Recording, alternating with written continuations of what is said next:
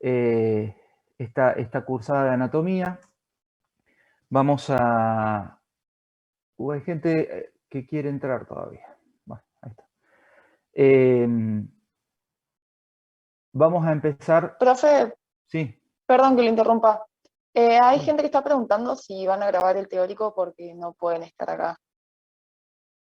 Sí, lo vamos a grabar.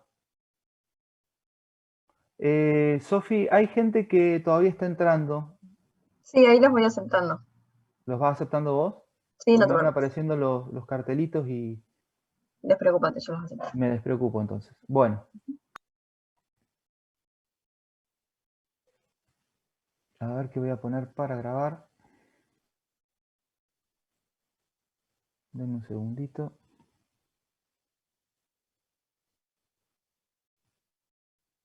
Profe, una consulta. Si graban, viste que ahora vas a empezar a grabar la clase, ¿más o menos la suben al día o a los días, como para tener más o menos una organización, si lo van a subir a los días o más o menos al mismo tiempo cuando lo hacen? Y lo vamos a subir lo más rápido posible, sí. No te puedo decir cuántos días, pero la idea es subirlo, que el lunes ya la tengan disponible a la clase. ¿Sí?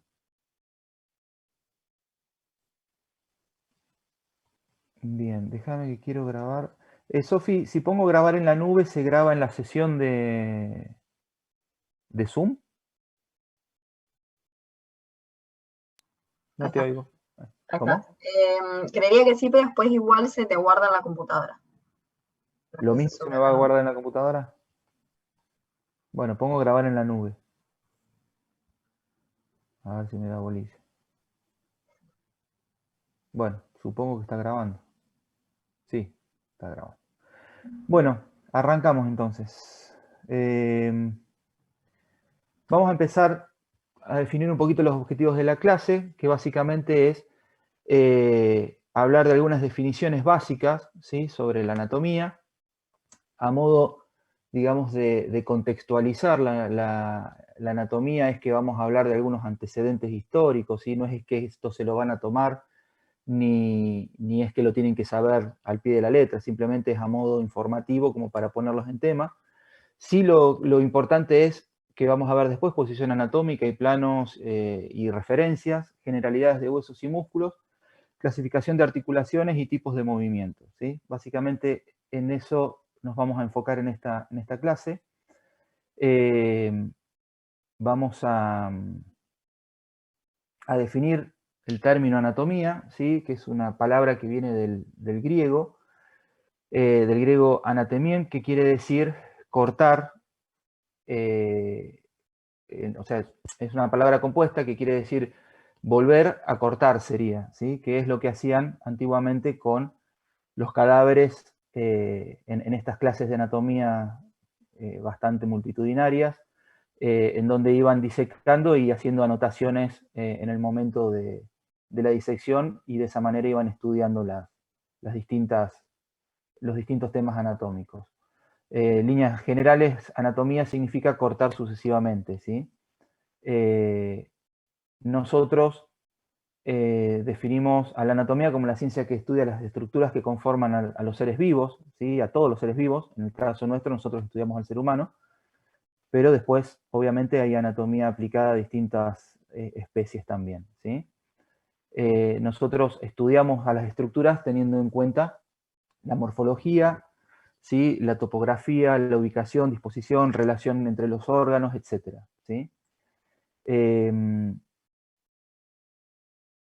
Como dato, digamos, histórico, que no son los únicos, obviamente, hay un montón de hitos históricos que podríamos pensarlos como momentos en que la anatomía se empezó a desarrollar, ¿sí? Las primeras observaciones de la anatomía se hicieron basadas en las heridas de guerra, ¿sí?, de los soldados, en los sacrificios, en aquellas culturas que tenían como práctica habitual estos, y también la preparación para los animales, ¿sí?, de los animales para la alimentación. O sea, nosotros, si bien tenemos una conformación diferente a muchos animales, hay otros que tienen algunas estructuras parecidas a las nuestras, entonces podemos estudiar la anatomía desde lo que se llama anatomía comparada, ¿sí? Entonces, digamos que esos serían los primeros hitos en donde se comenzó a interesarse por la anatomía. Después, Erisistrato de Cos y Herófilo de Alejandría fueron en el siglo III y en el siglo IV a.C. una de las primeras personas que diseccionaron cadáveres con fines de estudio, ¿sí? Con fines de aprendizaje de la anatomía. Ya después Galeno realizó vivisecciones y autopsias en monos, ¿sí? Vivisecciones es con el animal vivo, ¿sí? Medio cruel. Después autopsias en monos, demostró que las arterias llevaban sangre, ¿sí? Confirmó el valor diagnóstico del pulso y un montón de otras cosas en relación a sus investigaciones. Después Vesalio se lo considera el padre de la anatomía moderna, por sus trabajos también. Y Servet y Harvey, bueno, fueron los que explicaron la circulación de la sangre. Estos son algunos momentos en la historia de la anatomía que podemos mencionar, pero ha habido un montón de otros más, ¿sí? No han sido las únicas personas. Esto como para que vean que a lo largo de toda la historia de la humanidad hubo interés por el estudio de la anatomía, ¿sí? Fíjense, acá tenemos algunos dibujos hechos por Leonardo da Vinci, que además de ser un artista, era también un estudioso de la anatomía. Fíjense cómo había estudiado los planos musculares en esta imagen. Acá tenemos un feto intraútero, ¿sí? Con toda la descripción de la placenta, de las vellosidades de la placenta, etc. Esto es una foto de una obra de Rembrandt, ¿sí? Un artista también que representó en lo que era su época una clase de anatomía. Y si nos ponemos un poquito más hacia los últimos tiempos en la historia, podemos ver este tipo de trabajo, también artístico, bastante artístico, pero con fines también educativos para la anatomía, de un médico alemán, Gunther von Hagens, que es una persona que desarrolló una técnica de conservación de los cadáveres, que se llama plastinación, y le permite hacer estas obras de arte con cadáveres reales, lógicamente. Estos son personas que se disecaron sus cuerpos y se los ha puesto en estas posiciones, en estas y en otras tantas más, que bueno, se muestran en museos y se hacen, que hacen que la anatomía llegue a más personas, más allá del estudio en sí, sino también como obra de arte, ¿sí? Que realmente lo son. Hace unos años acá vino a Neuquén una muestra, no de este mismo autor, sino una muestra norteamericana, creo que es, que copiando la técnica de plastinación, tiene su propia muestra y viaja por el mundo llevándola. Tiene la particularidad de que son personas con rasgos orientales los que tiene disecados. Y hay una controversia ahí con que de dónde consiguió los cadáveres y cómo los... Me parece que no es muy legal la forma en que los ha conseguido, porque son todos orientales, son todos chinos. Pero bueno, esto, digamos, sería lo último en, digamos, preparación de cadáveres o conservación de los cadáveres, y que es algo que nosotros hoy por hoy todavía no tenemos, porque nuestros preparados anatómicos están conservados en formol, que es una forma antigua, que te diría que muchas de las universidades del país todavía lo usan, pero tenemos nosotros un proyecto para desarrollar todavía, estamos bastante verdes todavía en ese tema, pero queremos desarrollar un laboratorio de plastinación en nuestra cátedra para empezar a convertir lo que tenemos formolizado, ¿sí? Los preparados que tenemos en formol, ver si los podemos convertir en este tipo de preparados. Igual, les digo, no va a ser para este año, falta mucho para que logremos hacer algo así con lo que tenemos, pero bueno, estamos empezando con algunas prácticas y algunos experimentos. El año pasado, bueno, se nos truncó bastante el plan que teníamos y vamos a ver si este año lo retomamos, ¿sí? Pero bueno, fíjense cómo a lo largo de la historia, ¿sí? La anatomía, si bien es la misma siempre, ha tenido nuevos descubrimientos, nuevos hallazgos, formas distintas de mostrarla, hasta nuestros días, ¿sí? nosotros, para el estudio de la anatomía, ¿sí? Si bien, como dije recién, la anatomía es una sola, nosotros tenemos distintas formas de estudiarla, a la anatomía, dependiendo la forma en que queramos nosotros abordarla, ¿sí? Para su estudio. Nosotros la podemos dividir a la anatomía en una anatomía descriptiva, una anatomía topográfica, ¿sí? La anatomía descriptiva, de hecho hay universidades como por ejemplo Córdoba, tienen 2 cátedras de anatomía, y cada cátedra tiene una forma diferente de encarar la anatomía, y es que una es descriptiva y la otra es topográfica. Ambas cátedras estudian la misma anatomía, pero la metodología es diferente, ¿sí? La descriptiva lo que hace es agarrar, por ejemplo, todo el sistema esquelético y se estudia desde la cabeza a los pies todo lo que es huesos, ¿sí? Después todo lo que es músculos, también de la cabeza a los pies, todo lo que es irrigación, todo lo que es inervación, después todo lo que es órganos y sistemas, mientras que la topográfica lo que agarra es la cabeza, por ejemplo, y estudia toda la cabeza, ¿sí? Desde la parte más externa hacia la parte más profunda a nivel óseo, ¿sí? Entonces, es la misma anatomía estudiada con una metodología diferente. También tenemos la anatomía funcional, a veces también llamada anatomía del movimiento, anatomía por imágenes, ¿sí? Anatomía clínica, quirúrgica, del desarrollo, que sería la embriología, la anatomía forense y anatomía de la evolución. Ustedes se preguntarán cuál de todas las formas de estudiar la anatomía es la nuestra. Bueno, y la patológica, que es, esa van a ver el año que viene cuando se aprueba anatomía y hagan anatomía patológica. Nosotros nos vamos a basar en un poco de cada una de estas, ¿sí? En algunos casos vamos a hacer alguna especie de anatomía descriptiva, en otras topográfica, en algunas funcional. Vamos a basarnos mucho, a apoyarnos mucho en lo que es la imagen, el diagnóstico por imágenes, te permite poder ver las estructuras sin tener que disecar a un cuerpo, ¿sí? Y realmente hoy por hoy el diagnóstico por imágenes nos permite ver con mucho detalle y mucha exactitud anatómica a los órganos internos básicamente, y es una herramienta muy útil para nosotros justamente cuando no tenemos tantos preparados cadavéricos, ¿sí? Universidades grandes como Córdoba, por ejemplo, o La Plata, tienen muchísimo material cadavérico y permanentemente lo van renovando y van teniendo nuevos, ¿sí? Porque bueno, hay un sistema legal que les permite que personas que fallecen en la vía pública y que no los reclama nadie, esos cadáveres se donan a la facultad, ¿sí? Nosotros acá no tenemos esa posibilidad, no es tan sencillo, entonces no tenemos tanto material cadavérico como nos gustaría por ahí. Entonces nos valemos mucho más de lo que es la imagen, ¿sí? La tomografía, la resonancia, la radiografía, las reconstrucciones en 3D, de tomografía, arteriografías, bueno, todo lo que sea diagnóstico por imagen. Anatomía clínica, también nosotros en las comisiones, algunos docentes más que a otros, pero en general nos gusta siempre hacer hincapié en el para qué me sirve saber este tema o saber este otro tema de anatomía, para que ustedes le vean una aplicación que puede ser clínica o quirúrgica, ¿sí?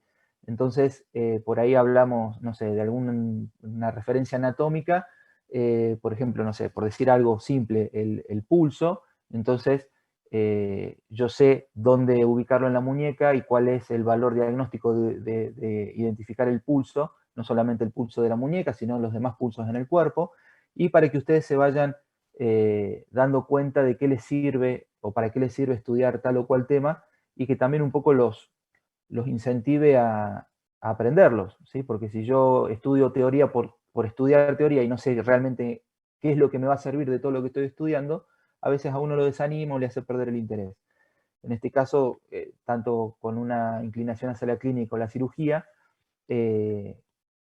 genera un poquito más de interés en el alumno y le agarra un poquito más el gusto al estudio de la anatomía. Entonces siempre hacemos correlatos de clínica o de cirugía en base a los temas que vamos viendo. Y bueno, anatomía del desarrollo en realidad la van a ver cuando cursen embriología, ¿sí? Que es una de las partes de la cursada de histología, pero que en realidad también va acompañada o en paralelo a lo que vamos viendo en anatomía. O sea, cuando ustedes estén viendo con nosotros aparato respiratorio y aparato cardiovascular, probablemente en embriología estén viendo el desarrollo de las vías respiratorias y del sistema circulatorio. Y a veces el entender la embriología, ¿sí? El de dónde viene tal estructura, les puede ayudar a entender por qué está en ese lugar determinado y no está en otro, ¿sí? Por ejemplo, como para citar un ejemplo de esto, por ejemplo, los riñones no se forman en la zona donde están originalmente, se forman en la parte baja de la pelvis y después ascienden, ¿sí? Entonces eso hace que cuando ya están en su lugar definitivo, las relaciones que tenga ese riñón, o sea, las estructuras que la rodean, van a tener una característica determinada condicionada por ese origen, ¿sí? Embriológico del órgano, ¿sí? Lo mismo lo que corresponde a los pliegues de peritoneo, ¿sí? Que bueno, ya lo vamos a ir viendo, no quiero tirar nombres que después los confundan, pero bueno, hay muchas estructuras que en su origen están en un lugar y durante el desarrollo terminan en otro lugar, o con otra forma o en otra posición, ¿sí? Entonces, la embriología en estos casos nos ayuda mucho a entender el porqué de esa estructura, ¿sí? Bueno, entonces nos vamos a manejar un poquito con cada una de estas, y se termina haciendo una cursada bastante abarcativa en todos los aspectos, ¿sí? Es bastante interesante. Denme un minutito, un segundo.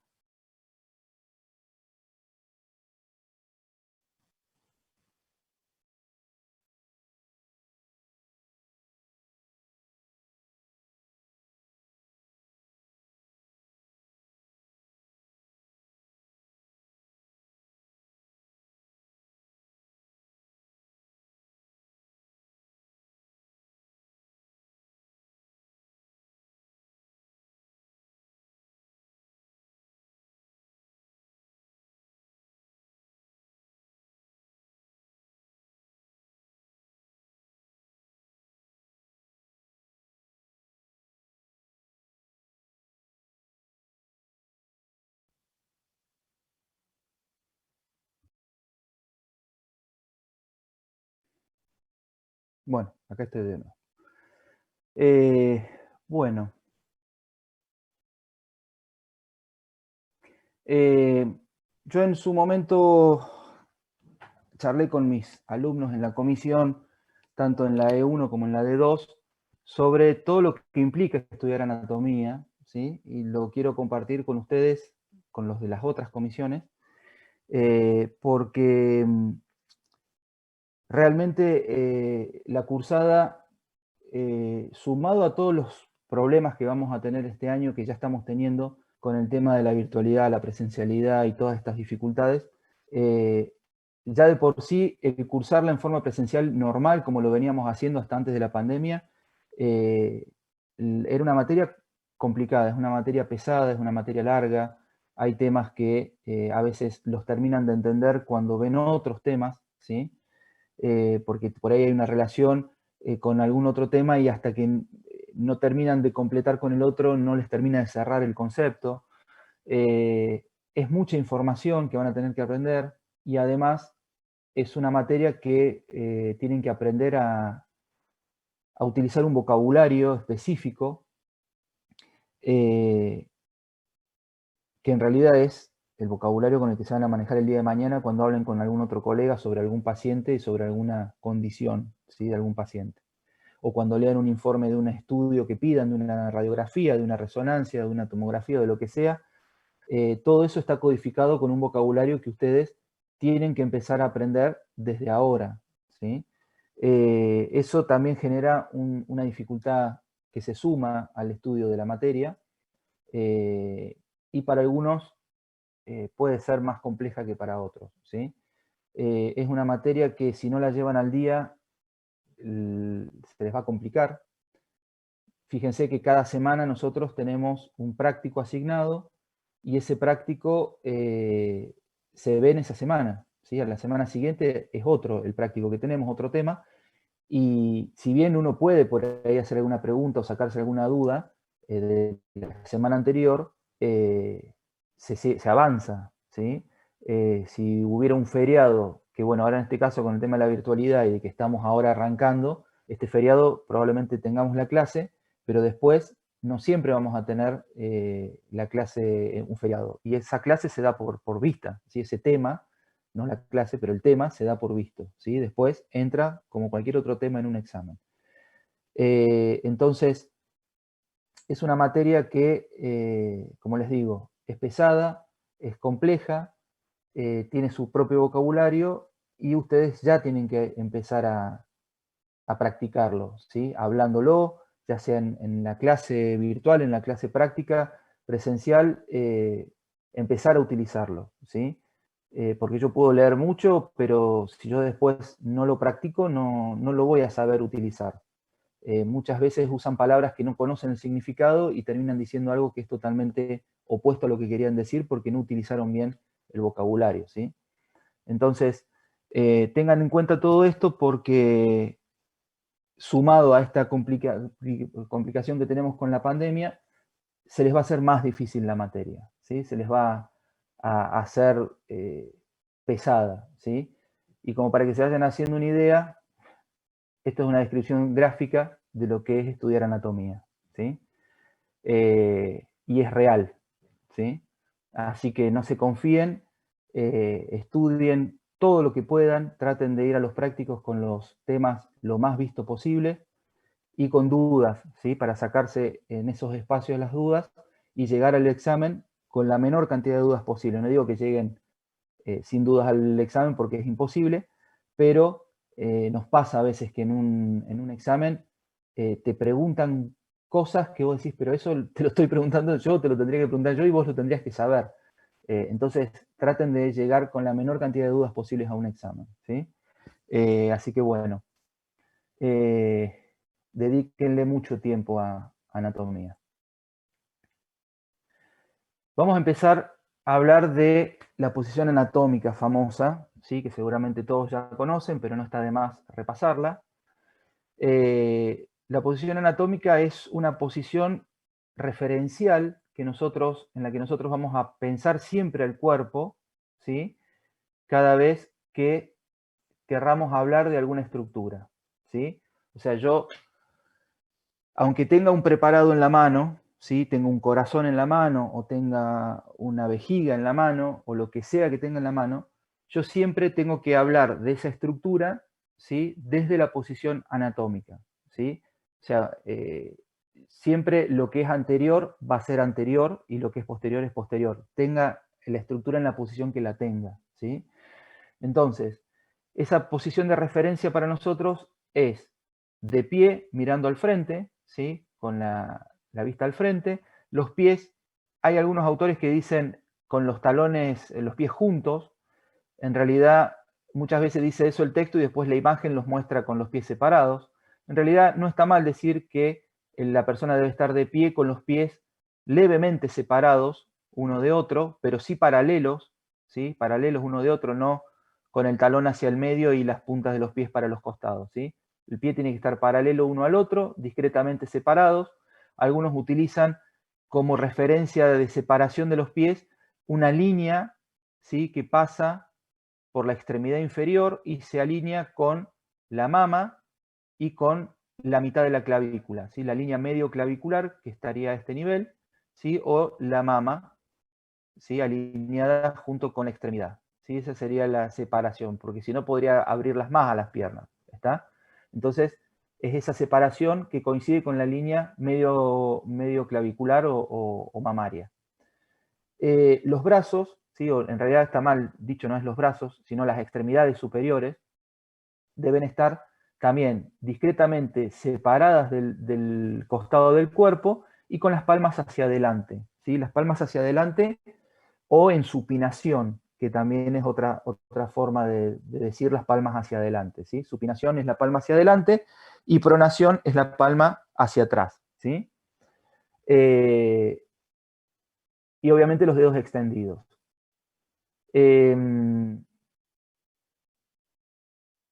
Bueno, los pies junto a la línea media clavicular, que ya lo habíamos dicho recién. Esta posición es fundamental porque justamente en base a esta posición nosotros vamos a poder dividir al cuerpo en planos, ¿sí? En 3 planos básicos, que son el plano coronal, que es este, en donde nos corta el cuerpo en 2 mitades, una mitad anterior y una mitad posterior. Fíjense que está pasando de lado a lado, ¿sí? Separando la parte anterior, ¿sí? De una parte posterior que acá no la estamos viendo. Después tenemos el corte sagital, que es este, en el plano sagital, que es este, que nos divide al cuerpo en 2 mitades, una mitad derecha y una mitad izquierda, ¿sí? Y después tenemos el tercer plano, que es el plano axial, que es este que nos separa el cuerpo en 2 mitades, una superior y una inferior, ¿sí? A lo que es superior en el plano axial también le podemos llamar cefálico, lo que es inferior también lo podemos llamar caudal, ¿sí?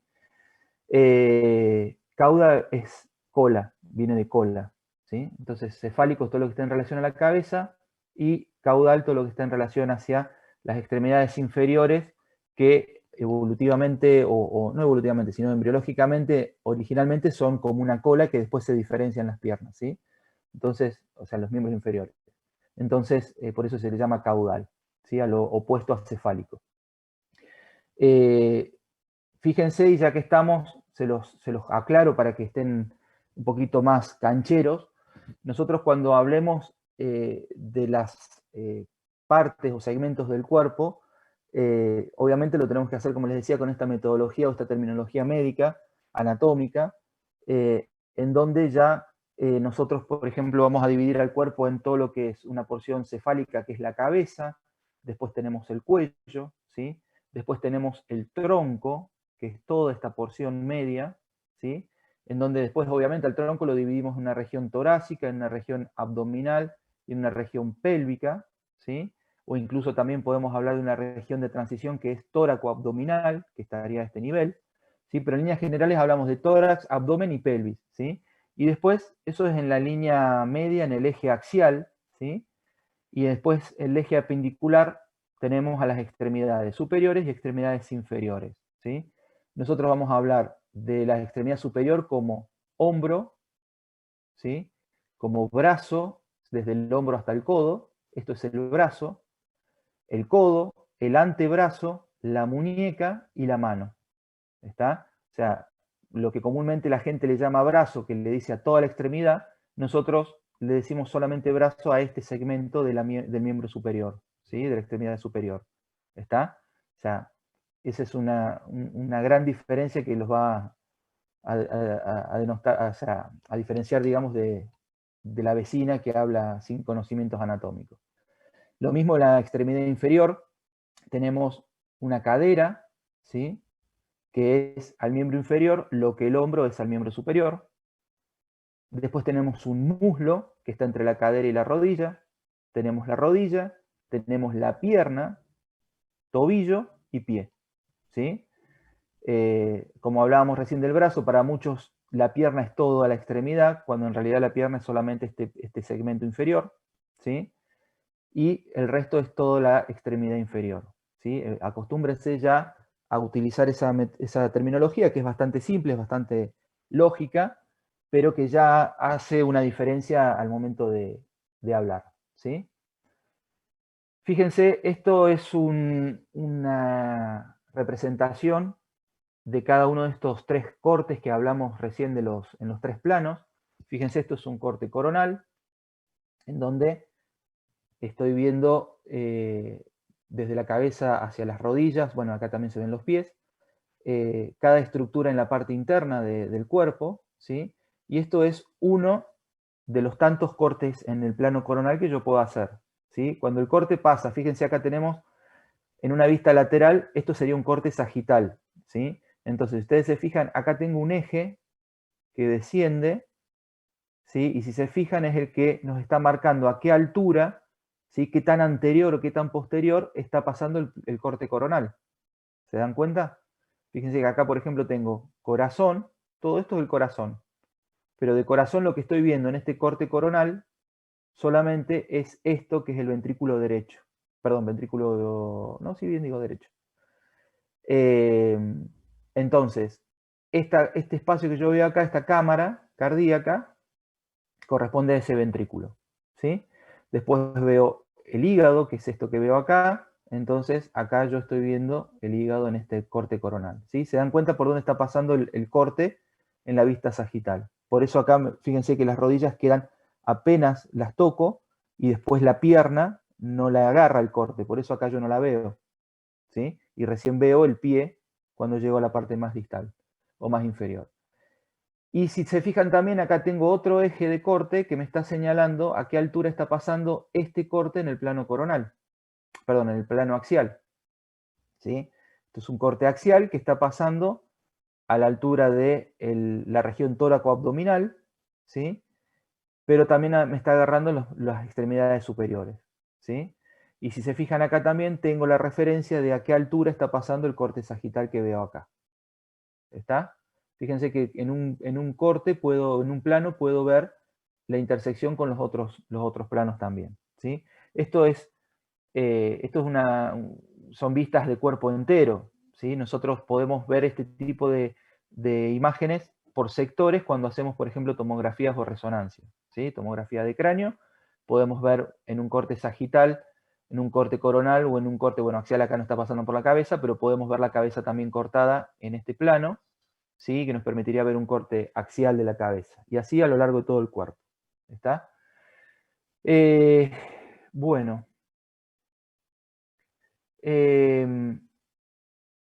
Hablemos un poquito de las referencias direccionales. ¿Sí? Esas referencias hacen alusión principalmente a que desde la posición anatómica, utilizando puntos fijos de referencia, yo puedo hablar de las demás estructuras o de alguna estructura en particular. Por ejemplo, si yo me ubico en el miembro superior, en la zona cercana al origen de ese miembro superior, que es el hombro, ¿sí? Yo puedo decir que mientras más cerca esté de ese hombro, ¿sí? Estoy más proximal, y mientras más lejos estoy más distal, ¿sí? Por ejemplo, si yo quiero decir que tengo una persona que sufrió una fractura en el hueso húmero, que es el esqueleto, el hueso que forma el esqueleto del brazo, ¿sí? La fractura puede estar cercana al hombro, en el medio del brazo o más cerca del codo. Entonces yo digo, tiene una fractura distal de húmero. Entonces yo la fractura distal la voy a buscar cercano al codo y no tanto en la parte media ni en la parte más proximal. ¿Está? Cuando hablo en relación a la línea media, ¿sí? al eje vertical, yo hablo de que mientras más cerca estoy de la línea media, estoy más medial, y mientras más me alejo de la línea media, estoy más lateral. Por ejemplo, yo puedo decir que, a ver, algún ejemplo sencillo podría ser que no sé, el cuerpo del útero está medial, ¿sí? Mientras que el ovario está más lateral a nivel de la pelvis, por ejemplo, ¿sí? A veces se utilizan como sinónimos de medial, se le dice interno, y de lateral se le dice externo. Disculpen la imagen. Profe, ¿Sí? no se ve nada. O sea, se ve en blanco. Ah, ¿nunca Se ve vieron la solamente el imagen? título. No, se ve Claro, solamente. profe, no, yo no estaba entendiendo porque no sé si estabas O poniendo sea, Ah, yo algo. estabas estaba- hablando y no había nada. Perdón, esperen que entonces, a ver si la imagen vuelve. A ver ahí, ¿qué pasa? Ahora sí. Ahí sí. ¿Ahí se ve? Sí. Ah, Sí. bueno. No sé por qué no se veía. Bueno, entonces les decía que, fíjense, acá está el ejemplo de la extremidad superior y la inferior. Fíjense que mientras más cercano estamos al origen de la extremidad, estamos hablando de proximal, y mientras más nos alejamos, de distal, ¿sí?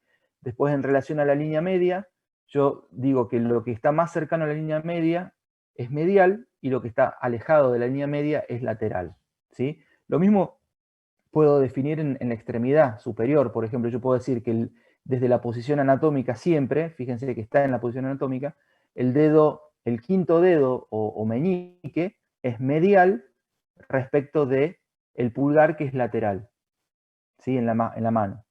¿Se entiende?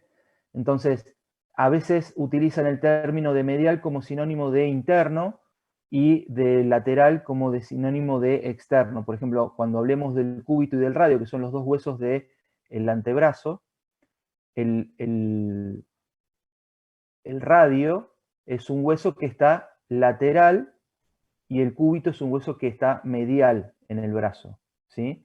Entonces algunos dicen el cúbito es interno y el radio es externo, ¿sí? En realidad es medial y lateral.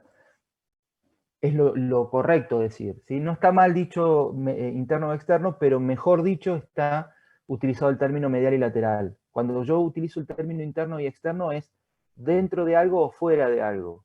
¿Está? Sería mejor utilizado en ese contexto, ¿sí? Cuando yo hablo, por ejemplo, no sé, de una arteria que está dentro del tórax, por dentro de la caja torácica, y otra que está por fuera de la caja torácica. O sea, entonces una es interna y la otra es externa, si quieren, ¿sí?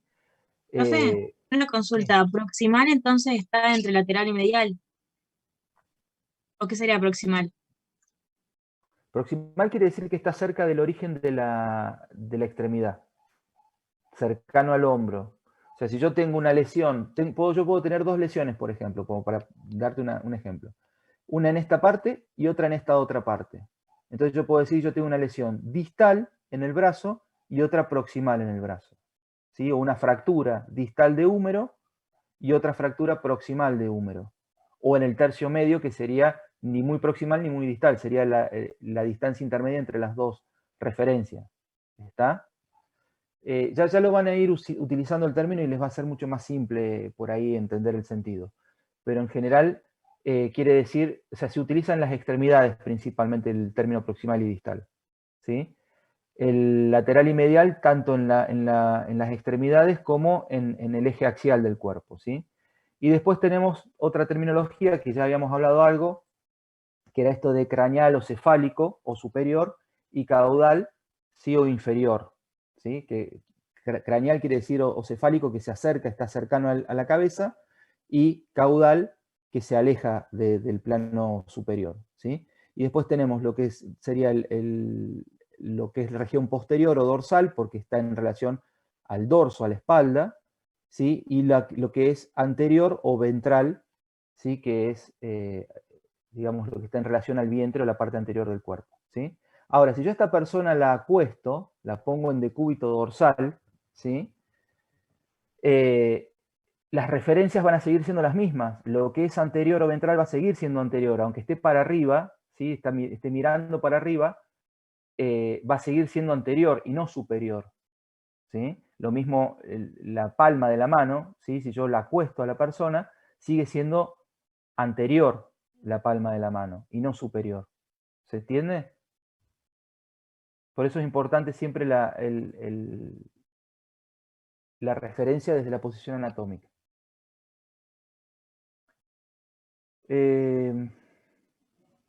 Bien. Profe, disculpe, Sí. sabe que me quedó una duda con el tema de los planos. Sí. Estuve leyendo un poco el trabajo práctico y Sí. decía que había una parte que decía diferencia entre el plano sagital y el plano medio. ¿Cuál es el plano medio? Plano medial. Medial. Medial. No, dice El plano, medio.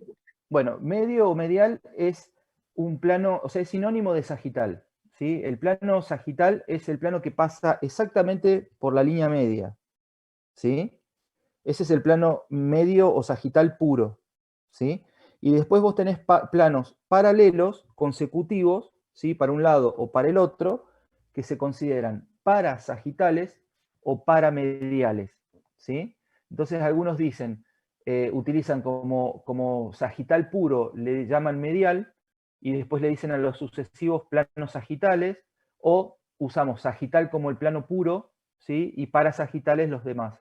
O medial, el plano puro, y paramediales los sucesivos. ¿Me explico? Lo mismo a nivel coronal. El coronal también se llama frontal. Lo pueden encontrar como frontal. Entonces vos tenés un coronal puro, ¿sí? Y después hacia adelante o hacia atrás tenés paracoronales, ¿sí? Más anterior o más posterior, ¿sí? Y en el plano axial no, porque el plano axial puede ser a cualquier altura, ¿sí? Y se lo considera plano axial. Fíjate que el plano axial es perpendicular al sagital y al coronal. Siempre, ¿sí? Mientras que el sagital es perpendicular al coronal y al axial. Y viceversa también, el coronal es perpendicular a los otros dos. Pero en líneas generales tiene que ver con eso. ¿Sí? Medio o medial es sagital, es lo mismo. El axial también se llama transversal. Lo puedes encontrar como un corte transversal o axial. O plano transverso o axial. ¿Sí? Horizontal Un también, sinónimo. el axial. ¿Cómo? Horizontal también. Horizontal también lo podés encontrar. Es medio raro horizontal. Pero es más fácil que lo encuentres como transversal. Bien. ¿Sí? Gracias, profe. Axial, es axial porque corta a 90 grados, o sea, perpendicularmente al plano vertical del cuerpo, al plano longitudinal del cuerpo. Por eso se llama axial. Corta el axis, el eje. ¿Sí? Axis es eje.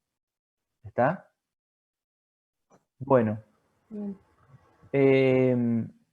Vamos a empezar a hablar un poquito de huesos, ¿sí? No tanto el detalle histológico ni de su composición. Vamos a hablar básicamente de que obviamente son órganos, ¿sí?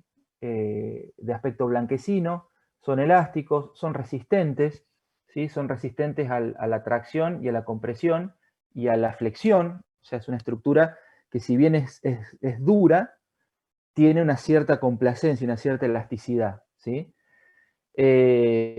Obviamente en conjunto forman el esqueleto y aproximadamente tenemos entre 206 y 209 huesos en el cuerpo, ¿sí? A estos huesos les podemos identificar funciones de sostén y que le dan forma al cuerpo, básicamente, que esa es una de las principales funciones. También son puntos de anclaje, o sea, de inserción para los músculos. O sea, un músculo va de una inserción ósea, en general, a otra inserción ósea, ¿sí? Se anclan en el hueso. Tienen también una función fisiológica endocrina, que es fabricar médula roja. También pueden funcionar como almacén de energía, principalmente en lo que es la médula amarilla, con factores de crecimiento y algunos minerales. Y también, bueno, tienen función endocrina. A nosotros la que nos importa en anatomía básicamente son las dos primeras, ¿sí? De sostén y de anclaje, ¿sí? Y obviamente que participan en el movimiento del cuerpo, ¿sí? En el desplazamiento del cuerpo. Después las demás las verán eventualmente en fisiología o en histología cuando les toque. Como habíamos dicho, forman el esqueleto del cuerpo, ¿sí? Y al esqueleto lo podemos dividir en dos partes, en un esqueleto axial, ¿sí? Donde tenemos cabeza, columna, ¿sí? Jaula torácica y el sacro, que es el final de la columna vertebral, y un esqueleto apendicular, que son las extremidades que están colgadas, digamos, de este esqueleto axial, ¿sí? Que son las extremidades superiores, las extremidades inferiores, junto con la articulación del hombro y de la cadera, ¿sí? A los huesos los podemos clasificar de varias formas, ¿sí? Una de sus formas es según la función, ¿sí? Entonces, si yo pienso en los huesos según su función, yo los puedo dividir en huesos largos, en huesos anchos, en huesos cortos y en irregulares o mixtos, ¿sí? Un hueso largo tiene función principalmente de palanca, que son los huesos de las extremidades, por ejemplo, ¿sí? Que si ustedes recuerdan del introductorio cuando vieron en física máquinas simples y ven palancas, ¿sí? Palanca de primero, segundo y tercer orden, son los huesos largos, ¿sí? En general la mayoría son palancas de segundo y tercer orden, ¿sí? Pero esa es la función del hueso largo. Independientemente de la forma del hueso, porque a veces hay huesos que no parecen, por ejemplo, el fémur, por dar un ejemplo general, es un hueso largo, y yo lo veo y la forma me da a entender que es un hueso largo. Pero yo digo que es un hueso largo no por la forma, sino por la función. Aunque además su forma también me hace pensar en un hueso largo, repito. Ahora, hay huesos que no tienen esa configuración que yo presumo que es del hueso largo, pero la función es de palanca, entonces es un hueso largo. No sé si soy claro en eso. Por ejemplo, la costilla, ¿sí? Ya vamos a ver, bueno, no me quiero adelantar, pero la costilla que parece un hueso largo no lo es desde la función. Si yo lo clasifico según la función, ¿sí? Y sin embargo una costilla parece morfológicamente un hueso largo. ¿Está? Pero bueno, no me adelanto. Sigamos con los huesos anchos. Son aquellos huesos que sirven para delimitar cavidades, ¿sí? Por ejemplo, un hueso ancho sería el hueso de la pelvis, ¿sí? El hueso coxal es un hueso que con el otro coxal contralateral, o sea, el que está del lado contrario, y se articula, y cerrando por detrás el sacro, ¿sí? Me delimitan una cavidad que es la cavidad pélvica, ¿está? Entonces, yo considero que si su función es delimitar una cavidad, es un hueso ancho, ¿está? Más allá de la forma. Lo mismo los huesos del cráneo, son huesos anchos, porque delimitan una cavidad que es la bóveda craneana, ¿sí? O el cráneo, ¿está? Y, retomando lo que les decía de las costillas recién, las costillas son huesos anchos también, aunque no parezcan, porque delimitan la cavidad torácica. Entonces, desde la función, las costillas son huesos anchos. ¿Está? Y por último, no. En tercer lugar, tenemos los huesos cortos, que los huesos cortos son aquellos que, como dice ahí, soportan presiones. Son huesos que soportan carga, peso encima de ellos, ¿sí? Por ejemplo, los huesos del pie, ¿sí? Sobre los que yo cargo todo el peso del cuerpo, ¿sí? Y se distribuye la fuerza en forma de vectores que se descomponen para darle sostén a todo el cuerpo, ¿sí? Son huesos que trabajan a la presión, a la compresión. Lo mismo los huesos de la mano, los del carpo en realidad y los del tarso, en el pie, son huesos cortos, ¿sí? Que trabajan a la compresión. Y las vértebras. Las vértebras en realidad son irregulares o mixtos, porque la vértebra no solamente, ahora lo vamos a ver, fíjense, la vértebra, que es esta que tenemos acá, esto es una vista superior de una vértebra, ¿sí? De una vértebra lumbar, en este caso, de la región lumbar. La vértebra tiene una parte que es anterior, que es el cuerpo, que es esto que vemos acá, y después tiene un arco posterior, que es todo esto que ven acá. Este arco posterior, ¿sí? Se articula con el arco posterior de la vértebra que está por arriba y la que está por debajo de esa vértebra, ¿sí? Y tienen una función diferente al articularse con esos arcos posteriores de la que tiene el cuerpo. El cuerpo de la vértebra soporta presión, trabaja la compresión, es correcto eso, pero el hueso completo no solamente tiene esa función, sino que además tiene otra función. Delimita, por ejemplo, una cavidad, que es este espacio que vemos acá triangular, que es el canal raquídeo, ¿sí? O canal medular, que es digamos, una envoltura ósea que protege a un órgano que es la médula espinal. Entonces delimita una cavidad para protegerla. Entonces, este arco posterior, su función es delimitar una cavidad, entonces es de hueso plano. Por eso la vértebra es un hueso irregular o mixto, ¿sí? Y fíjense, un hueso corto, acá tienen el astrágalo, que es un hueso del tarso, que soporta presión. Fíjense que es un hueso bastante cúbico, sus tres ejes, el alto, el ancho y el alto, ancho y profundo, son bastante parecidos los tres ejes, ¿sí? En el hueso largo el eje longitudinal predomina por los otros dos ejes, y en el ancho, el plano, perdón, o ancho, predomina también el ancho y el largo por el fondo, por el espesor, ¿sí? Entonces, siempre en cada uno de estos tenemos que, digamos, predomina un eje por sobre los otros, ¿sí? Pero cuando tenemos estas características como la vértebra, ya lo consideramos un hueso irregular, ¿sí? ¿Se entiende? Después tenemos esta clasificación de otros, que son huesos sesamoideos, que son los huesos suturales, huesos sinusales o neumáticos, que son, los sinusales o neumáticos son huesos que tienen en su interior una cámara de aire, una cámara neumática, ¿sí? de una cámara aérea. Por ejemplo, los huesos de la cara, del macizo facial, algunos son huecos por dentro, entonces son huesos neumáticos, ¿sí? y son bastante irregulares en su forma, y si de alguna manera están delimitando una cavidad, en realidad es una cavidad que está con aire ocupado en su interior. Entonces no entraría dentro de lo que sería hueso ancho que delimiten cavidades, ¿sí? Por eso son neumáticos. Después tenemos huesos sesamoideos. Los huesos sesamoideos son huesos intraarticulares que suelen estar, en general suelen estar en algunas articulaciones y en otras no tanto, ¿sí?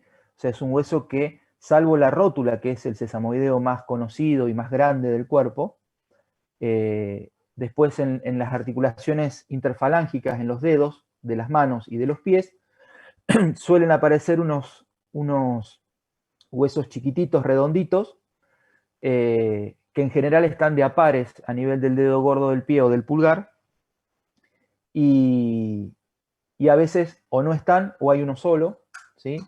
Entonces son irregulares, ¿sí? Y esos son los sesamoideos. Y el hueso incaico, o huesos wormianos, no sé si tengo acá una imagen, no recuerdo. Espérense un segundito. No. Bueno, acá no lo tengo, pero en la región occipital, la región posterior del cráneo, se ha visto y se han descrito en la cultura inca, por eso se llama incaico, que los incas solían tener un hueso de más entre los dos parietales y el hueso occipital, que en realidad era el hueso occipital en su desarrollo está formado por varias partes que después se fusionan y forman un solo hueso. Espérense que me tomo un mate. Profe, una Sí. consulta. ¿Sería lo mismo clasificar a los huesos según su forma y según su función? O sea, porque yo tengo la tarjeta y acá los clasifica según la forma. Pero Según es la más o menos lo forma, mismo. Según ¿cómo? la forma del hueso, según la forma del hueso lo clasifica. Parece lo mismo, pero por ejemplo, cuando vos hablas de las costillas, te las va a clasificar seguramente como hueso largo, y al omóplato como hueso ancho. Y desde la función el omóplato trabaja como palanca, por ejemplo. ¿Sí? Entonces, cuando vos hables de un hueso, ¿sí? Y vos quieras hablar de una clasificación, vos siempre decís, ¿qué clasificación vas a utilizar? O sea, yo voy a decir, a ver, ¿cómo clasificamos a los huesos? Te puedo preguntar yo. Y vos me podés decir, desde su forma, los clasifico de esta manera. Desde su función, los clasifico de esta otra manera. Ah, ¿Está? bien. Está bien, O sea, gracias. siempre, o sea, porque ya vas a ver que las articulaciones y los músculos también tienen distintas formas de clasificarlo. Esas formas tienen que ver con qué es lo que yo quiero destacar de esa estructura. Si es la forma, si es la función, ¿sí? O si es ambas o lo que sea.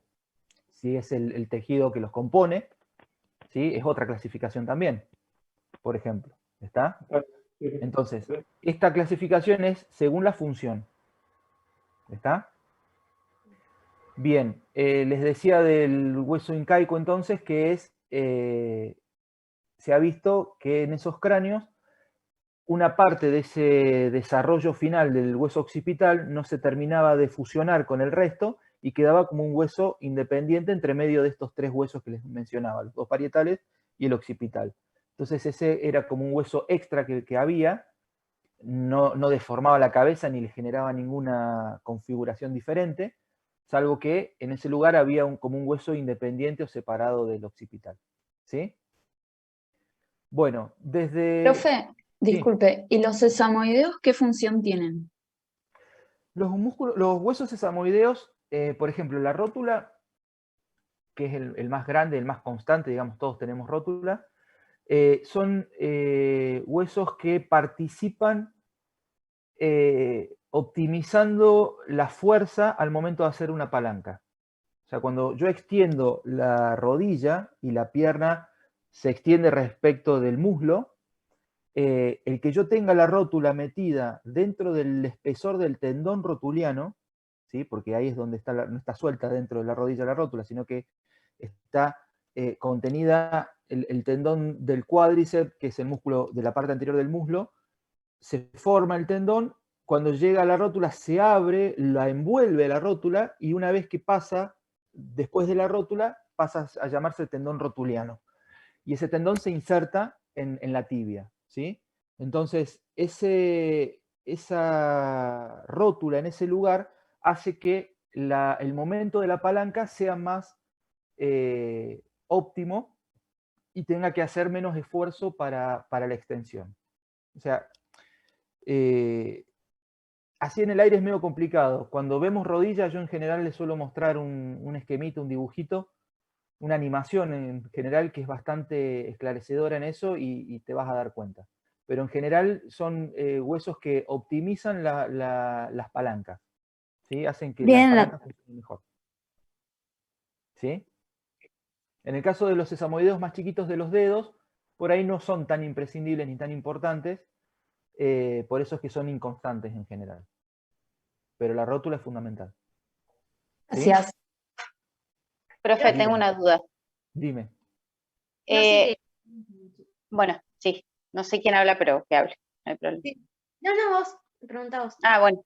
En la imagen aparece digamos, la descripción de largos, anchos, cortos, irregulares o mixtos. Ujú. Pero me quedó una duda si el ancho y el plano es lo mismo.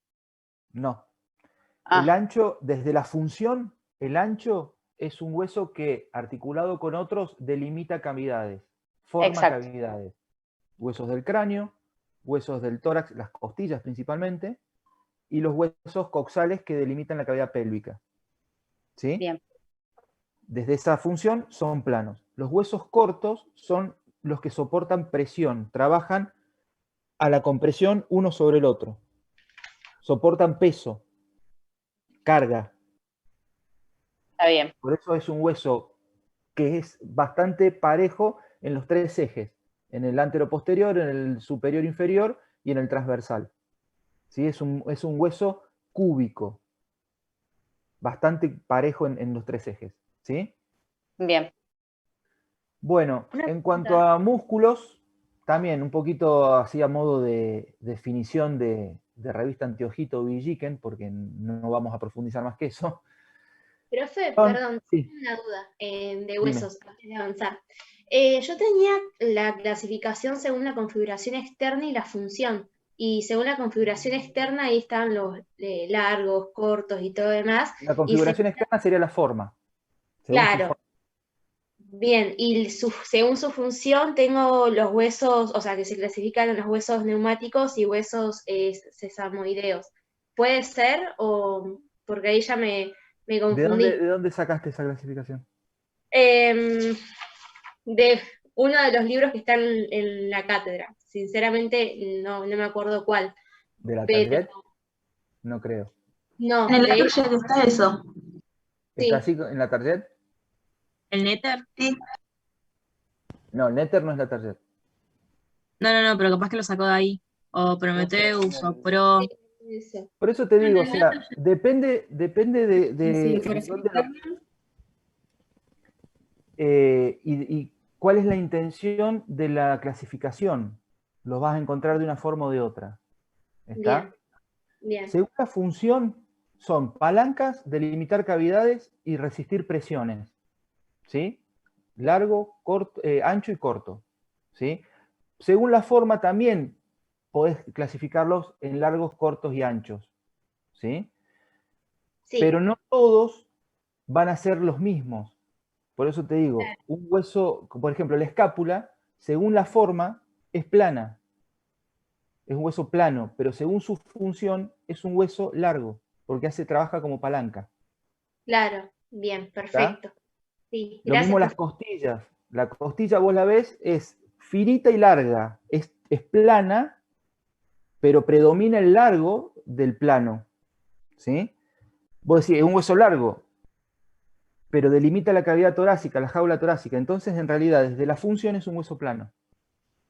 Bien, perfecto. Desde la forma es un hueso largo. Te dicen que los huesos largos son los Perdón, que predominan profe. el largo de los otros dos ejes, el corto es el que predomina, o sea, no predomina ningún eje sobre el otro, y los anchos son el que predomina el largo y el ancho respecto del espesor. Sí, eso. Desde la Bien, forma. perfecto. ¿Está? Gracias, profe. Bien. Sí, Profe, Sí. perdón, última cosa, para dejar en claro, porque me parece que me mareé un poco. Ujú. Los huesos anchos y planos vendrían a ser lo mismo, Casi que sí. o se utiliza uno para la función y otro para la forma. No. Si yo te pregunto, o te digo, clasificame los tipos de hueso que conoces, vos podés elegir cualquiera de las dos clasificaciones. Mientras la digas bien, está bien. Si vos me decís, a los huesos yo los puedo clasificar según la forma, y me hablás de largos, cortos y anchos, y me explicás bien cuáles son, según la forma, los largos, cortos y anchos, está bien. Si vos me decís desde la función, son largos, cortos y anchos, pero, por ejemplo, yo te pido un ejemplo y vos me hablás, por ejemplo, de la costilla, y yo te voy a decir, ¿es largo la costilla o es plana? No, porque delimita una cavidad, entonces desde la función es plana, por ejemplo. ¿Me explico? Sí, más o menos. Pasa Más o que menos. todos teníamos la misma duda, porque a veces le decís plano y a veces ancho, y estamos hablando de su función, y a su vez también Por le eso siempre decís plano y ancho cuando aclará uno... qué clasificación estás utilizando, si lo estás clasificando según la función o según la forma. No siempre la Ok, función y la forma coinciden. ok, ¿Está? bien. Claro, como la vértebra, por ejemplo. Exacto. Ya vas a ver los músculos, por ejemplo, al músculo lo podés clasificar según su forma, lo podés clasificar según su función, o lo podés clasificar según el tejido que lo conforma, o del tipo de inervación que recibe cada uno. ¿Está? Entonces vos cuando hables de la clasificación de músculo, vos decís, bueno, según la forma los puedo clasificar de tal y tal y tal manera. ¿Me explico? Sí. Ahora lo vemos. Fíjate, los músculos son tejido blando que tienen la capacidad de contraerse y de extenderse, o sea, de volver a su longitud original. ¿Sí? En el cuerpo tenemos más o menos alrededor de 650 huesos, músculos, y una forma de clasificarlos, según la inervación, es en voluntarios o involuntarios. Voluntarios son aquellos que yo puedo mover a voluntad, ¿sí? Porque quiero, cuando quiero y como quiero, y los involuntarios son los que tienen autonomía, o sea, tienen distinta inervación. Una es una inervación autónoma y la otra es una inervación motora voluntaria, ¿sí? También los podés clasificar según el tejido que los compone. Vos tenés músculo estriado, histológicamente hablando, músculo cardíaco y músculo liso. Son tres tipos de músculos según su histología. ¿Sí? El músculo cardíaco, el único ejemplo es el corazón. No vas a encontrar músculo cardíaco en ningún otro órgano. ¿Sí? Es un músculo exclusivo del corazón. Y el músculo liso, por ejemplo, es el músculo que forma las paredes de las vísceras, de los órganos abdominales y torácicos, salvando el corazón. ¿Sí? Todo lo que sea músculo, por ejemplo, a nivel del bronquio, es músculo liso.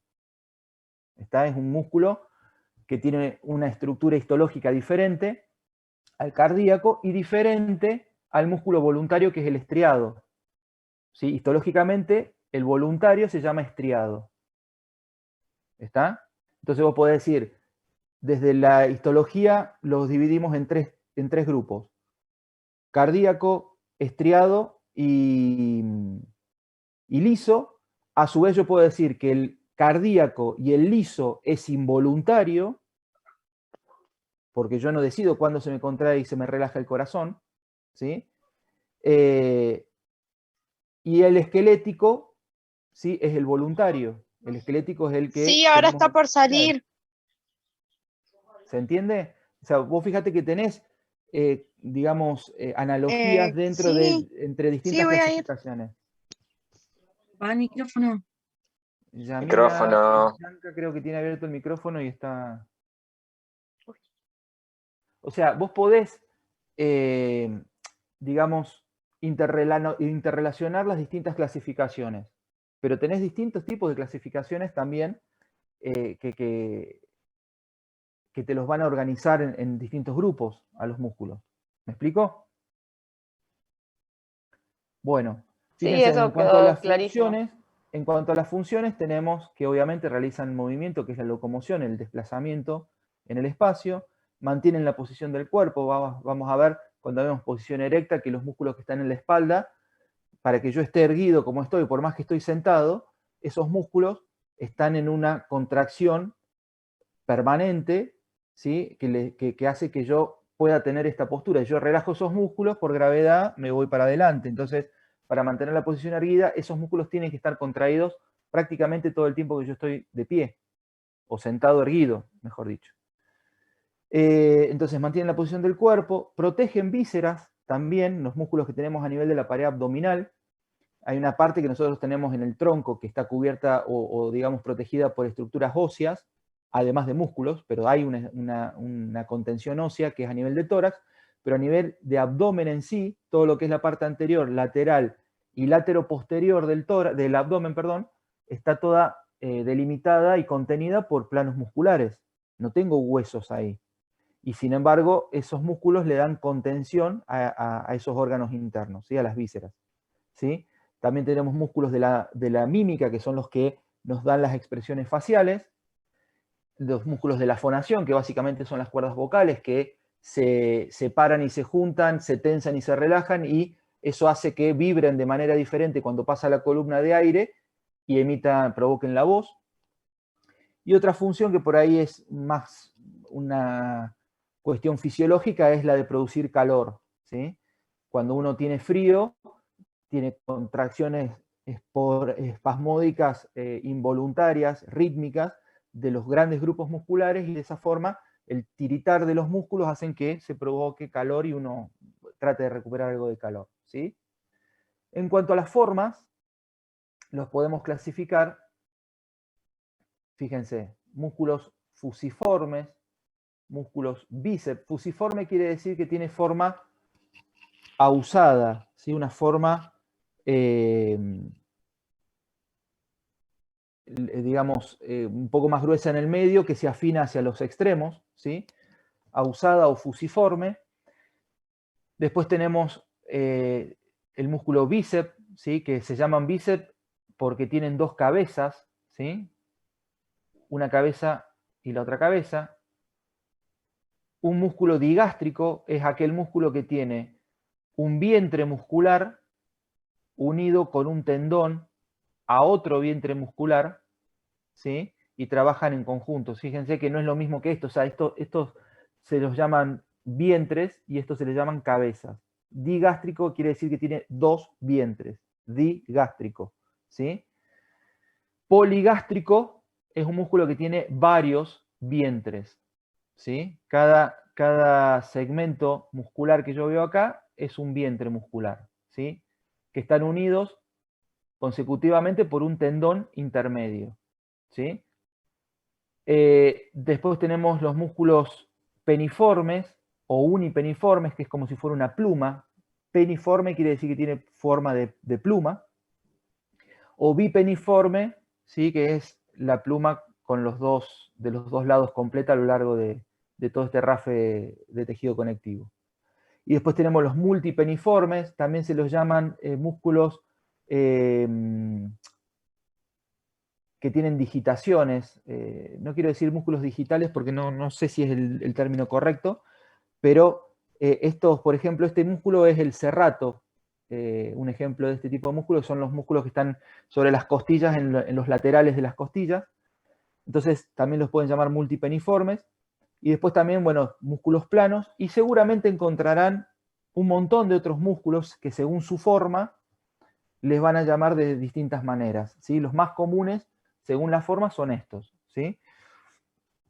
Así como tenemos bíceps, también tenemos tríceps, o sea que tienen tres cabezas. De hecho, el músculo de la región posterior del brazo se llama tríceps. Es igual que ese, nada más que tiene tres cabezas en vez de dos. Y tenemos el cuádriceps también, que es el músculo que tenemos en la cara anterior del muslo, que tiene cuatro cabezas. Pero el bíceps braquial, que es el del brazo, por eso se llama braquial, no es el único músculo bíceps. ¿Está? Tenemos un bíceps crural. Crura es muslo, ¿sí? En el muslo, cuando veamos miembro inferior, vamos a ver que hay otro bíceps, ¿sí? Entonces, a veces al nombre del músculo, según la forma, es el nombre que le damos al músculo también en específico. pero sepan que no son los únicos, ¿sí? Tenemos un bíceps crural, un bíceps braquial, tenemos un músculo digástrico en la región anterior del cuello, que se llama digástrico, le dicen digástrico, pero no es el único digástrico. Hay otro músculo que se llama homoioideo, ese es el nombre del músculo, pero que si ustedes lo miran, también es un músculo digástrico. Son dos vientres unidos por sus extremos por un tendón intermedio. ¿Está? Entonces, van a ver que hay músculos que tienen nombre propio y otros que tienen el nombre del músculo según la forma de la clasificación de la forma. ¿Está? Como para que se vayan acostumbrando. ¿Se entiende? Sí, profe. Va, profe. Perfecto. Sí, sí. Fíjense que según, los vimos recién, según la forma es una clasificación, pero según su acción es otra clasificación que también podemos incluir. Por ejemplo, los músculos agonistas son músculos que son protagonistas de una acción determinada. Por ejemplo, el bíceps, a diferencia de lo que muchos creen, no es el músculo que hace la flexión del antebrazo respecto del brazo, ¿sí? Cuando uno va al gimnasio y hace bíceps, ¿sí? Y hace esa flexión, en realidad el principal músculo que participa en la flexión del antebrazo respecto del brazo se llama braquial anterior, ¿sí? Es un músculo que se llama braquial anterior. Ese músculo es agonista para la flexión del antebrazo respecto del brazo. El bíceps braquial es un sinergista, es un músculo que ayuda y participa junto con el protagonista, que es el agonista, en un movimiento determinado. ¿Sí? Y el antagonista es el músculo que hace el movimiento contrario al agonista. Por ejemplo, el agonista del braquial anterior es el tríceps. O sea, el que hace la extensión del antebrazo respecto del brazo, que viene de la flexión que me hizo el braquial anterior, esa extensión la hace el tríceps. Entonces el tríceps es antagonista, ¿sí?, del braquial anterior en la flexo-extensión del codo. ¿Está? Entonces los sinergistas son músculos que ayudan, que contribuyen a la función de otro músculo en pos de un movimiento. ¿Sí? Esa es otra clasificación también que podemos hacer de los músculos. Bueno, pasemos a lo que es articulaciones. Una articulación, por definición, es un conjunto de partes blandas y duras, porque el hueso es duro, pero hay otras estructuras que son blandas alrededor, que constituyen a la unión de dos o más huesos próximos, ¿sí?, entre sí, o un hueso y un diente, por ejemplo. Y en realidad acá también falta otro ejemplo que sería de estructuras blandas, porque bueno, ya lo voy a especificar más adelante. En realidad las articulaciones las podríamos definir mejor como estructuras que participan en la unión de dos estructuras corporales, ¿sí?, más allá de que sean huesos o no sean huesos, ¿sí? Sería más abarcativa la definición, no tanto abocada a la relación entre huesos, ¿sí? Eso no estaría del todo correcto. A las articulaciones las podemos clasificar de varias formas, volvemos a lo mismo, y una de esas formas es según el tejido que las conforman, ¿sí? Según el tejido que las conforman, a las articulaciones las vamos a dividir en articulaciones fibrosas, cartilaginosas y sinoviales, ¿sí? El tejido, o sea, hay tejido fibroso que me hace un grupo, un tejido cartilaginoso que me forma el otro, y las sinoviales que es otro tipo de tejido, ¿sí? Ahora, dentro de otra clasificación que tiene que ver con la funcionalidad, ¿sí?, yo a las articulaciones las puedo clasificar en inmóviles, semimóviles y móviles, ¿sí? Esto es desde la funcionalidad. que a su vez a las inmóviles les llamamos sinartrosis, y esta es otra clasificación, acá no está detallado, pero sinartrosis, anfiartrosis y diartrosis en realidad es una clasificación según las superficies articulares que la conforman. ¿Sí? O sea, cómo es la forma de la superficie articular de cada componente de la articulación. ¿Sí? No es ni de la funcionalidad ni del tipo de tejido que las conforman. ¿Sí? Entonces, coincide que las sinartrosis, que yo las considero desde la funcionalidad, que son aquellas que son inmóviles, son además las fibrosas, que no dice acá.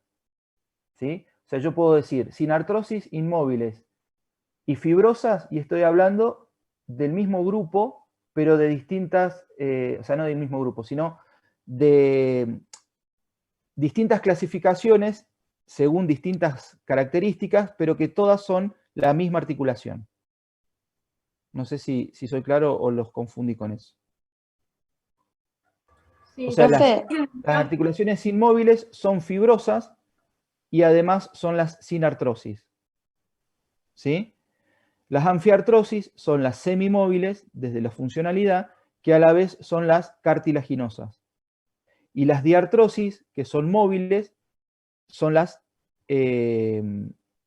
sinoviales. ¿Sí? O sea, son equivalentes entre una clasificación y la otra. ¿Me explico? ¿y todas son así o hay alguna excepción que no coincida? O sea, siempre No, porque coinciden no, las tres. son así porque esto es una clasificación general. ¿Sí? Entonces, yo desde el tejido que las conforman, las divido en tres. Desde la funcionalidad las divido en tres, y desde la forma de las superficies articulares intervinientes también las divido en tres. ¿Sí? Entonces, nosotros vamos a utilizar como clasificación, o sea, le vamos a llamar inmóviles a las sinartrosis, como dijimos recién, y que las vamos a encontrar principalmente subdivididas en dos grupos, perdón, en tres grupos. En las sin fibrosis, ¿sí? Que son con tejido fibroso interpuesto, ¿sí? Son las que se conocen como suturas, y que son la sutura dentada, la sutura escamosa, la sutura armónica y la esquindilesis, que son todas suturas que forman parte de las articulaciones de los huesos del cráneo. ¿Sí? Por eso acá los ejemplos son, ejemplo de la sutura dentada es la sutura frontoparietal. ¿Sí? O sea, entre los dos huesos parietales entre sí, podemos decir, la sutura dentada, ejemplo sería la sutura interparietal, entre los dos parietales, o la sutura frontoparietal, que sería entre el hueso frontal y los dos parietales. ¿Sí? En ese encuentro entre esos tres huesos tenemos ese tipo de sutura dentada. También la tenemos a nivel de parieto occipital, ese es otro ejemplo también. ¿Sí? No quiere decir que solamente sutura dentada sea la frontoparietal. La occipitoparietal también es ejemplo de sutura dentada. ¿Sí? Ya después las vamos a ver en unos dibujitos. La sutura escamosa, sí, el ejemplo único que van a encontrar es la articulación temporoparietal, o sea, entre el hueso temporal y el hueso parietal, que está un poquito más arriba en el mismo cráneo. ¿Sí? Que ya vamos a ver por qué se llama escamosa. ¿Sí? Pero el único ejemplo es este. La sutura armónica es la sutura también entre los huesos propios de la nariz. Los huesos propios de la nariz son los huesos que están a lo largo del eje de la nariz, más próximos a la raíz de la pirámide nasal, ¿sí? Que es la parte dura de la nariz. Esos son los huesos propios de la nariz. Tenemos uno de un lado, otro del otro. El punto donde se encuentran en el medio, se articulan entre sí, es una sutura armónica. Y la esquindilesis es una articulación, es el único ejemplo, es la articulación esfenovomeriana, que ya se les voy a mostrar dónde está, porque no conocen ni el esfenoides ni el vómer todavía, o la gran mayoría seguramente no los conocen, entonces no se van a ubicar en el aire si se los explico. Ahora les voy a mostrar dónde está cada una de esas. ¿Sí? Entonces, dentro de las inmóviles tenemos las sin fibrosis, que son las suturas. ¿Sí? fíjense, acá tenemos un ejemplo de sutura dentada. Fíjense, estos podrían ser de un lado y del otro, un parietal y el otro parietal, ¿sí? Son los huesos del lateral alto de la cabeza que se articulan en la línea media uno con el otro, ¿sí? Esos son los huesos parietales. Cuando se articulan, se encuentra uno con el otro, tienen este tipo de articulación que es la sutura dentada, ¿sí? La sutura escamosa, que acá se ve, esto es para que se den una idea y ya se vayan acostumbrando a pensar de esa manera. Imagínense un corte coronal de la cabeza o del cráneo, en donde yo saco la parte de adelante, la parte anterior, y yo veo lo que me queda de posterior, ¿sí? Ese corte coronal pasa a la altura del parietal y el temporal que está más abajo, ¿sí? Entonces, esta parte que vemos acá es el hueso parietal. Esto es fuera del cráneo y esto sería dentro del cráneo. ¿Me explico? Lo estamos viendo de frente, ¿sí? Esta es la izquierda, la derecha de la persona, que es la izquierda de ustedes. O sea, la derecha de la persona es la izquierda de ustedes. ¿Me siguen? Sí. ¿Sí? Bueno, entonces esto es fuera del cráneo, esto es dentro del cráneo, ¿sí? Esto es el hueso parietal y este es el hueso temporal. ¿Cómo se encuentra uno con el otro? Se superpone el temporal por sobre el parietal, ¿sí? Entonces forma como si fuera una superposición como hacen las escamas del pez. Por eso se llama sutura escamosa, ¿sí? En vez de encontrarse así, se cabalga uno sobre el otro y forma como si fuera una escama. Esto se llama, si nosotros lo viéramos desde el costado acá, esto es la escama del temporal, ¿sí? Entonces este es el ejemplo de sutura escamosa. Deme un segundito.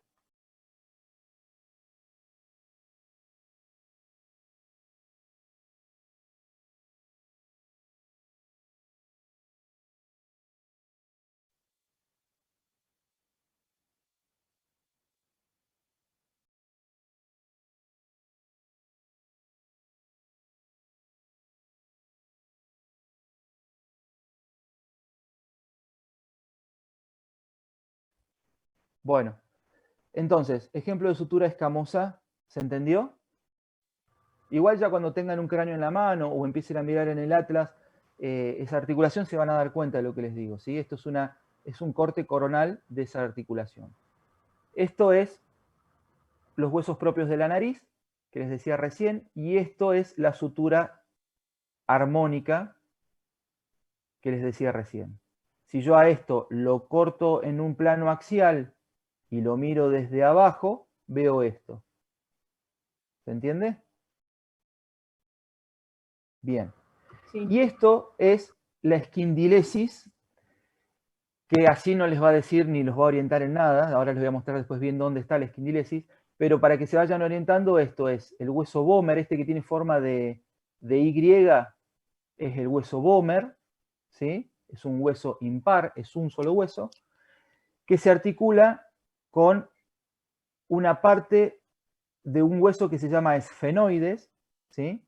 Que entre sus partes tiene una porción que se llama cuerpo, ¿sí? Entonces, entre el hueso vomer y el cuerpo del esfenoides, tenemos esta articulación que es la esquindilesis. Por eso se llama esfeno-vomeriana, entre el esfenoides y el vomer, ¿sí? Ya les voy a mostrar después dónde está esta articulación un poco más en detalle. Sí, Yo tenía una duda en cuanto a la sutura escamosa, sí. que por ahí hay muchos que lo leen del Lartallet y Ujú. como que por ahí te queda la duda de que dicen que están talladas en bisel. Creo que es, ¿a qué se refería eso? Es que vos no ¿A qué sabés lo hace que es un bisel. referencia? Claro, o sea que como que no encastran, digamos, de forma recta, sino que están oblicuamente, o sea, de forma oblicua. ¿Eso quiere decir? Un bisel es cuando vos a una estructura que tiene un espesor determinado, ¿sí? Ujú. En donde tenés dos caras que son paralelas, ¿sí? Sí. Vos unís con un corte una cara con la otra en un corte oblicuo. Ah, está bien. ¿Está? Eso es un bisel. Claro. ¿Está? Entonces, acá tenés el bisel. Tenés. Este sería un bisel y este sería el otro bisel. El otro, claro. Esa línea oblicua Claro. que permite la superposición sin aumentar el espesor en esta zona, porque vos fíjate que más o menos tiene el mismo espesor en todo el trayecto. Si esto mantuviera el mismo espesor acá, lo mantuviera acá este hueso, cuando se superpone con el otro quedaría de más espesor. Claro. Sin embargo, el biselado hace que se mantenga ese mismo espesor en toda la longitud.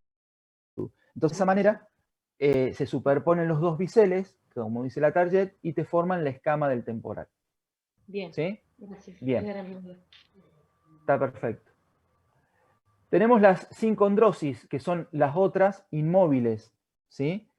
Las sincondrosis son articulaciones que no se van a mover tampoco, que son inmóviles, pero que no son suturas. ¿Sí? El único ejemplo que tenemos de esta sincondrosis, que es una articulación en donde entre las dos superficies óseas hay una membrana cartilaginosa interpuesta, es la articulación que se da entre la apófisis basilar del occipital y el cuerpo del esfenoides. ¿Sí? Que ya vamos a verla dónde está y cuáles son estos huesos, y es el único ejemplo de sincondrosis. Lo que tiene de interesante esa articulación es que con el pasar de los años se terminan fusionando ambos huesos, o sea, el cartílago que está interpuesto entre las dos se degenera y se convierte en hueso, ¿sí? Y quedan unidos los dos huesos como si fuera una sola pieza. ¿Sí?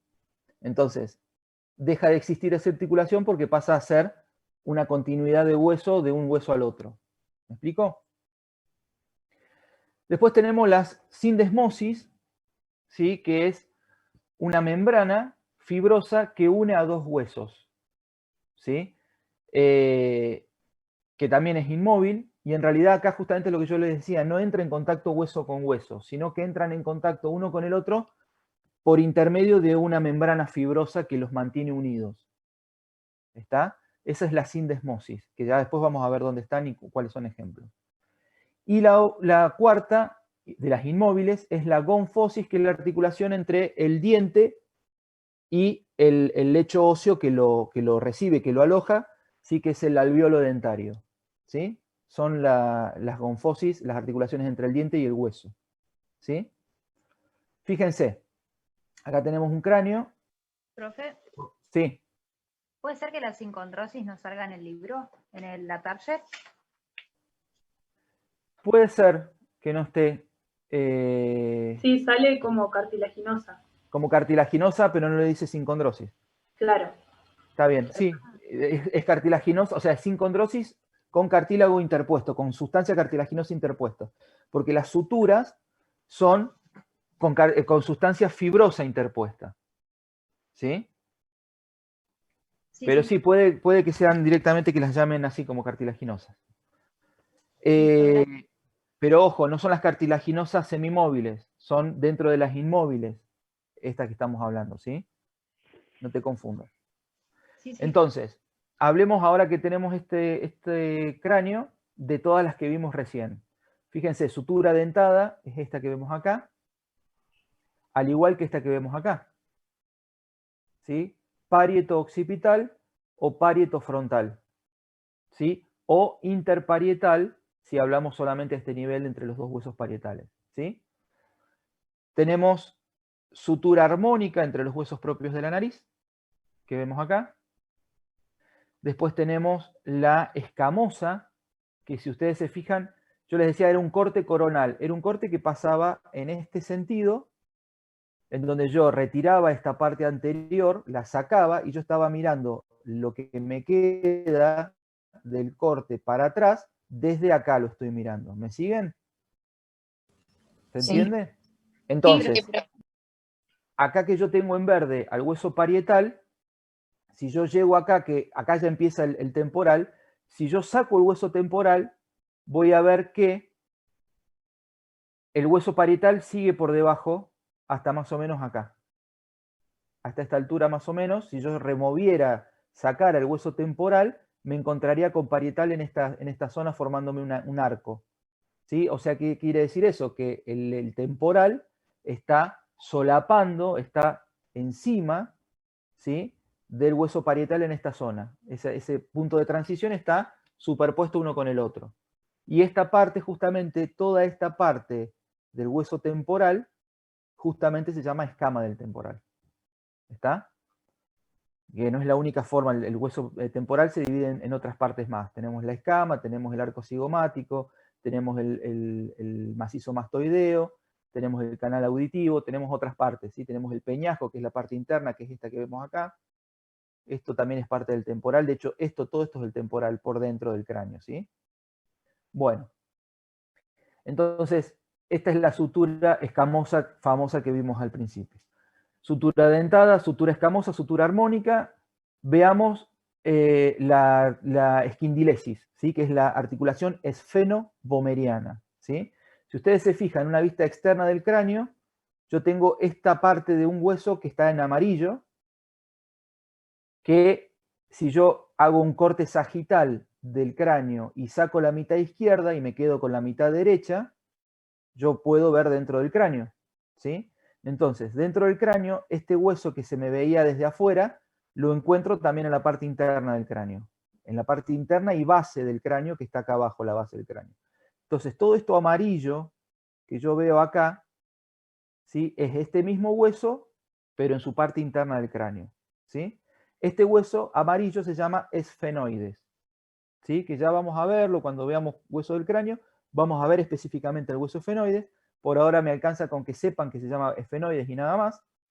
Pero el hueso esfenoides tiene esta parte, es el cuerpo del esfenoides, que a su vez está cortado en parte del corte sagital y me deja ver un espacio interior, ¿sí?, que se llama seno esfenoidal, que es una cavidad neumática. O sea, acá hay aire, que en la persona cuando está viva, en este espacio hay aire, ¿sí? Pero digamos que el cuerpo del esfenoides, que es esto, se articula con este otro hueso que yo veo acá, en rosado creo que es, no sé qué color es, que yo veo acá, que es el famoso vomer, ¿sí? Entonces, esta articulación es la articulación esfeno-vomeriana, ¿sí? Y es otra de las sin fibrosis, sutura, ¿está? Si yo a esto lo miro de frente, en esta línea estaría pasando el corte sagital. Entonces, si ustedes ven toda esta lámina vertical que yo veo acá, que es el tabique nasal óseo, toda esa lámina en realidad es, en una parte muy chiquita, acá abajo, fíjense que ahí se ve, este pedacito corresponde a esto que es el vomer, que es todo este hueso. Y el resto, toda esta porción que es desde acá para arriba, es otro hueso. Se llama lámina perpendicular del etmoides. Etmoides, y este es esfenoides, son dos huesos distintos, ¿sí? Pero no importa, es para que más o menos se vayan ubicando en un corte y en el otro qué es lo que veo, ¿sí? Entonces, el vomer y el esfenoides forman la esquindilesis o articulación esfeno-vomeriana, ¿sí? Bueno. Profe, una pregunta. Sí. El vomer, teniendo un cráneo real como los que hay en el laboratorio, ¿el vomer se ve? Si está, lo deberías poder ver así, mira.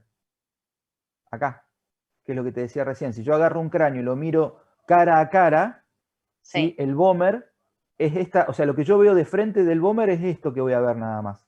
Una pequeña si yo al cráneo lo roto, ¿sí?, y lo miro desde atrás y un poco de abajo, lo voy a estar viendo desde acá, ¿sí? Bien. Y desde acá voy a poder ver esta otra parte del vomer. Bien. Lo voy a ver encontrándose con el cuerpo del esfenoide, sí. Pero sí se puede ver. Bárbaro. Si lo quieres ver así como está acá, tenés que cortar con una sierra el cráneo y separarlo en dos mitades. Bien. ¿Está? Gracias. Y esto es la sindesmosis. La sindesmosis son las membranas interóseas, ¿sí? Membrana interósea entre el radio y el cúbito en el antebrazo y entre la tibia y el peroné en la pierna, ¿sí? Denme un segundito.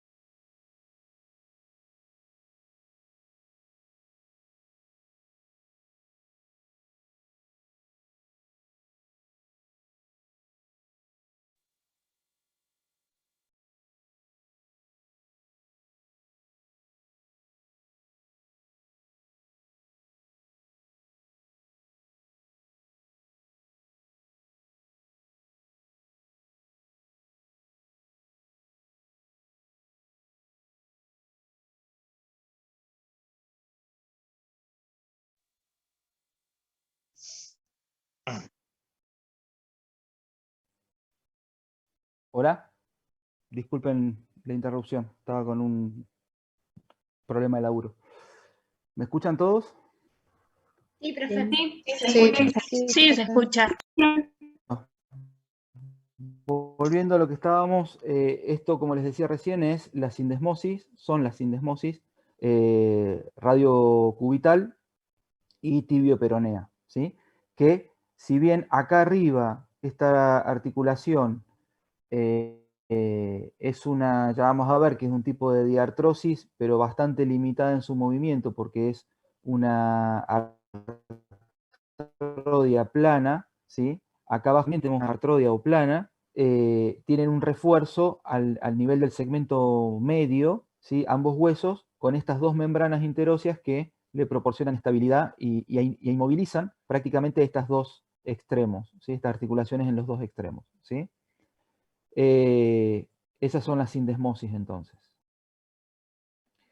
Dentro de las articulaciones semimóviles, ¿sí? Que eran las cartilaginosas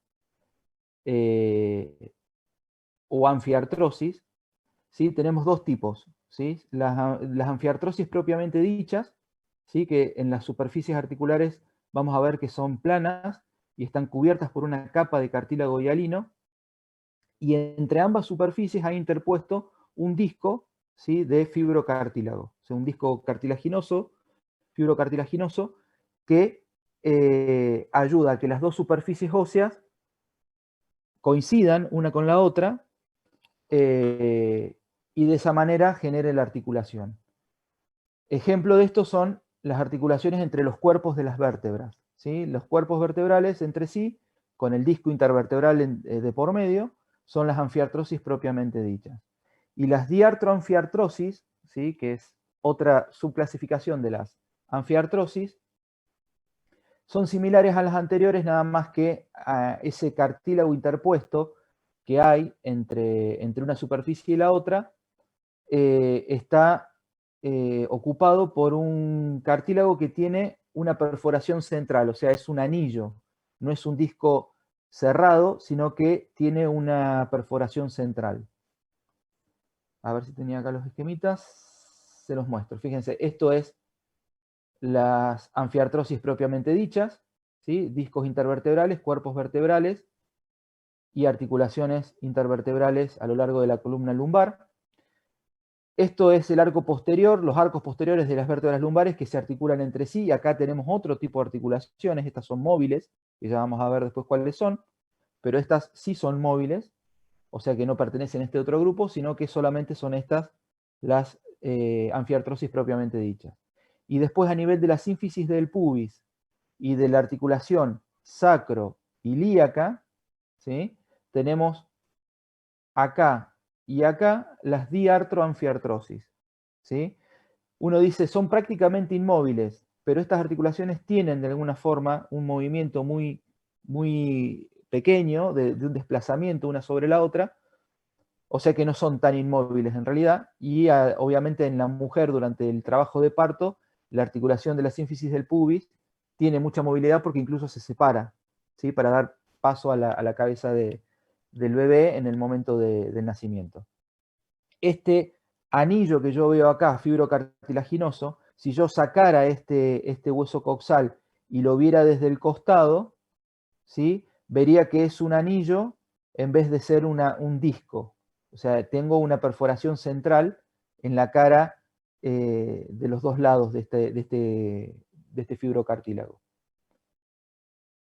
Bueno, y ahora pasamos al último grupo, que son las móviles, las diartrosis, que son 6 tipos de diartrosis que vamos a ver, y que son las móviles, ¿sí? Las articulaciones móviles o sinoviales o diartrosis, ¿sí? Son 6 tipos diferentes, pero tienen que tener en cuenta algo, y es que lo que cambia entre una y otra dentro de estos 6 tipos que tenemos son las formas de las superficies articulares, ¿sí? Eso me va a definir en qué se diferencia una de la otra. ¿Por qué? Porque el resto de las características características que tienen estas 6 diartrosis van a ser las mismas. ¿Sí? O sea, para que yo tenga a las 6 dentro de un mismo grupo, si bien son diferentes, por eso son 6, tienen que compartir algo en común para estar dentro del mismo grupo. ¿Sí? Eso que comparten son las superficies articulares que son lisas y están cubiertas con cartílago hialino. Recuerden y no confundan liso con plano. ¿Sí? Algo puede ser plano, puede ser cóncavo, el pocito, o puede ser convexo, ¿sí? La lomita, ¿está? Y cualquiera de esas 3 superficies, cóncava, convexa o plana, puede ser lisa o puede ser rugosa, ¿está? Entonces, esas superficies articulares, independientemente de la forma que tengan, son lisas. Y ese alisado se lo da el hecho de que están cubiertas de cartílago hialino. Cartílago hialino le produce una especie de pulido muy, muy suave, muy fino, y las deja bien, bien lisas a las superficies articulares. Eso es característico de las 6 diartrosis. Otra característica que comparten es los elementos de coaptación.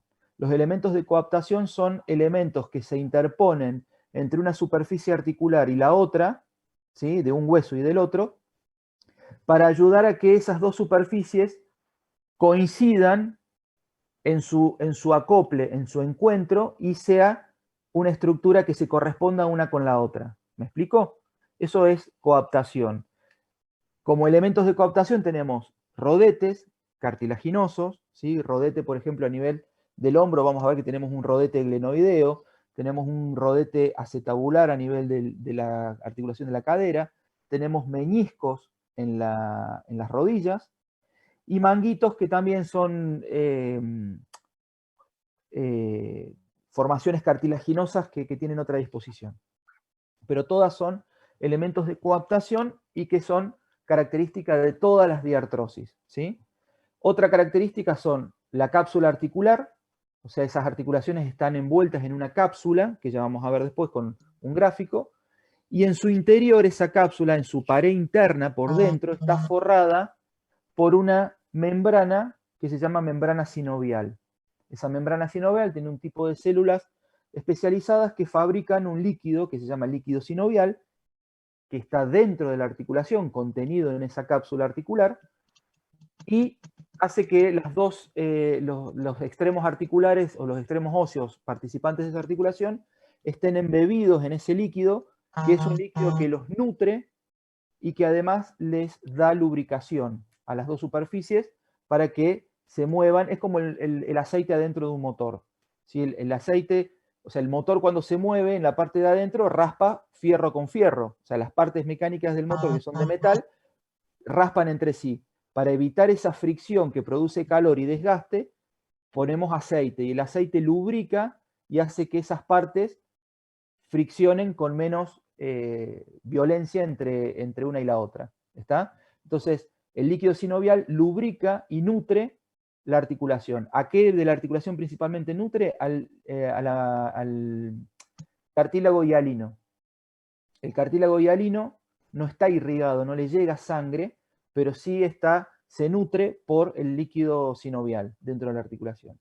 Y por último tenemos ligamentos externos que son de refuerzo de la cápsula articular. O sea, las articulaciones tienen estructuras que las refuerzan, y son los ligamentos, y esos ligamentos están por fuera de la cápsula. Siempre están por fuera de la cápsula, ¿sí? Son estructuras de tejido fibroso, tejido conectivo, que le dan estabilidad, contención a la articulación para que la articulación se mueva en el eje que corresponde y que no haga movimientos que no le correspondan, ¿sí? Para que no se dañe. ¿Está? Entonces, estas características de las articulaciones las podemos ver acá en este esquemita. Esto sería un corte coronal de una articulación. Acá tenemos un hueso, acá tenemos el otro hueso, acá tenemos una superficie articular que es convexa y una superficie articular que es cóncava para recibir esta convexidad, ¿sí? Tenemos en el medio esto que es un meñisco, esto grisecito, para darle más congruencia a la articulación entre las 2 superficies. tenemos continuación de este cartílago hialino. Acá fíjense que empieza esto, que es la cápsula articular, ¿sí? Y que me genera todo este espacio interno que se ve acá adentro, que es el espacio intraarticular, dentro de la articulación, intraarticular. Y esto que se ve acá como algo espejadito está simbolizando el líquido sinovial que está embebiendo todo ese espacio sinovial. Toda esa cavidad sinovial está ocupada por líquido sinovial, producido por la misma membrana interna de la cápsula articular. Y esto que vemos acá, y esto que vemos por acá, corresponderían a los ligamentos de refuerzo externo de la articulación. ¿Está? Entonces, todas las diartrosis, de una forma u otra, tienen estos elementos en común, pero ahora veamos en qué se diferencian estas 6 diartrosis para terminar. Profe, una pregunta. Sí. El menisco está por fuera de la cápsula articular, ¿no? Está por dentro, está dentro de la por articulación, dentro. está entre superficie y superficie. Ah, bien, gracias. ¿Está? El menisco es intraarticular. Bien, Profe, entonces. yo tenía otra duda. Sí, No decime. me quedó claro si los discos son lo mismo que los meniscos. ¿El disco intervertebral, por ejemplo? Claro, yo No es lo mismo. en el libro. El disco ¿no? intervertebral es una estructura de fibrocartílago periférico, o sea, imagínate un anillo grueso, pero con una perforación central. Es un anillo fibroso, de tejido fibrocartilaginoso, que forma un anillo externo, y en la parte central, en vez de estar abierto, tiene un centro pulposo acuoso, tiene agua. Y todo eso está formando en una sola estructura. O sea, el disco tiene un centro acuoso pulposo, ¿sí? Y en la periferia tiene fibrocartílago, que le da contención a ese núcleo. ¿Está? Mientras que el menisco es fibrocartílago solamente. No tiene núcleo acuoso ni centro acuoso. Es solamente una lámina cartilaginosa, o sea, de fibrocartílago, que en algunas partes, o sea, no es completa, porque también tiene una perforación central, pero esa perforación central no tiene relleno de nada. ¿Sí? Muchas gracias. Bien. Entonces, sí. Perdón, ¿y el manguito rotador qué característica tendría? Dice que está Ojo, formado. cuando dice manguito, Sí. no es el manguito rotador. El manguito Ah, bien. rotador es una estructura específica del miembro superior, es otra cosa. Sí, del hombro. Y en general, Los manguitos en general también serían una especie de meniscos, pero que no tienen la forma específica del menisco. Es cartílago interpuesto, ¿sí? A veces bien. amplían las superficies articulares, pero no es el manguito rotador específicamente. Ah, ¿sí? perfecto. Es otra cosa. Bien, Un gracias. elemento de coaptación diferente. Fíjense, acá tenemos entonces una de las 6 diartrosis, que son las enartrosis. Las enartrosis también se las llama articulaciones esféricas, ¿sí? O de cabeza esférica. ¿Por qué? Porque una de las 2 superficies articulares, ¿sí? es una cabeza, es una formación ósea con forma esférica o esferoidea, o sea, no esferoidea, perdón, es una porción de esfera, ¿sí? O sea, no es una esfera completa, sino sería una pelota, ¿sí? Entonces, en este caso, que es la cabeza del fémur, ¿sí? Es una parte de una esfera, es una porción de esfera, que serían más o menos unos 3/4 de esfera, ¿sí? Es lo que me faltaría para completar la esfera total. Y en este caso tenemos la cabeza del húmero, que es una media esfera. Es menos parte de esfera que la cabeza del fémur, ¿sí? Es media esfera y esto es 2/4 de esfera. Perdón, 3/4 de esfera. 2/4 de esfera es media esfera. Ambas cabezas, tanto la del fémur como la del húmero, se articulan, se asientan en una superficie cóncava que las aloja, acá en este caso es esta, que también es una concavidad esférica, ¿sí?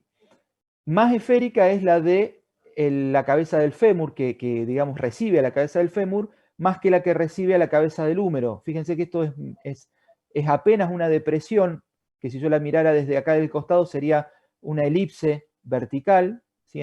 Parada en sentido vertical, pero que a esto yo le agrego un rodete cartilaginoso, que es un elemento de coaptación que se llama rodete glenoideo, y hace que la superficie receptora de la cabeza del húmero sea más amplia. Entonces asiente mejor, coapte mejor la cabeza del húmero, ¿sí? Tanto esta, que es la escápulo humeral, como esta, que es la coxofemoral, son articulaciones de tipo enartrosis, o sea, son diartrosis del tipo enartrosis, o esféricas.